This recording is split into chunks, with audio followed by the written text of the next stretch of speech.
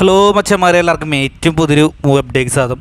നമ്മൾ ഈ വീട്ടിൽ പറയാൻ വേണ്ടി പോകുന്ന രജനീകാന്തിൻ്റെ ഏറ്റവും ചിത്രമായ വേട്ടയൻ എന്ന് പറയുന്ന ചിത്രത്തിൻ്റെ റിലീസ് അപ്ഡേറ്റുമാണ് പറയാൻ വേണ്ടി പോകുന്നത്.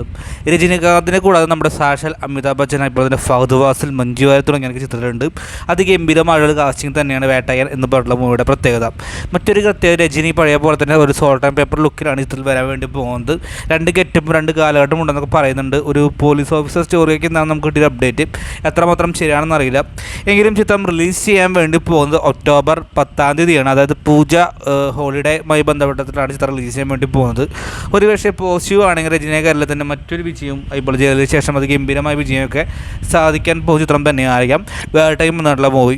അപ്പോൾ ഈ മൂവിയുടെ ടീസറും വരും ദിവസങ്ങളൊക്കെ വരുന്നതായിരിക്കും. അപ്പോൾ ആരൊക്കെയാണ് ചിത്രത്തിന് വേണ്ടി വെയിറ്റിംഗ് എന്ന് കമൻറ്റ് ബോക്സിൽ രേഖപ്പെടുത്തുക. അതിൻ്റെതാണ് ചിത്രത്തിൻ്റെ മ്യൂസിക് കാര്യങ്ങളൊക്കെ ഡിപ്പാർട്ട്മെൻറ്റ് ഏറ്റെടുത്തിട്ടുള്ളത്. എന്തായാലും ഗംഭീരമുള്ള ഒരു ചിത്രം ആവട്ടെ എന്ന് ആശംസിക്കുന്നു. അതായിരിക്കും. Bye bye friends.